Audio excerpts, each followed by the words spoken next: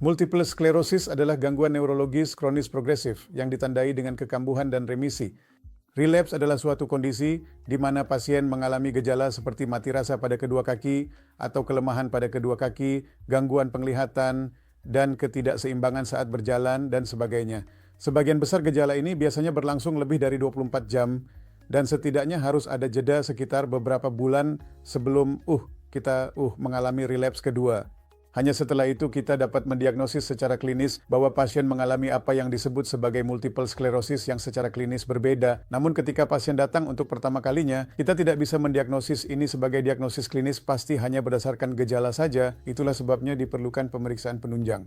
Sekarang dengan kemajuan teknik MRI terbaru termasuk MRI dengan kontras dan MRI 3 Tesla, di mana kita juga dapat mendeteksi plak-plak yang lebih kecil, sekarang kita dapat mendiagnosis multiple sklerosis bahkan pada sindrom klinis terisolasi, di mana hanya ada satu gejala yang terisolasi. Dan pada MRI ini, terdapat berbagai teknik yang digunakan, termasuk citra T1, T2 flare, dan juga citra yang diperkuat dengan kontras. Berdasarkan hal tersebut, karakteristik lesi di otak dan jenis lesi di otak, kita dapat membedakan multiple sklerosis dari kondisi lain.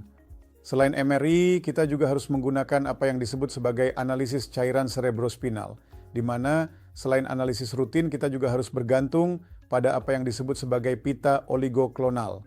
Jika pita tersebut meningkat dan jika terdapat perubahan pada MRI, maka kemungkinan besar itu adalah multiple sclerosis.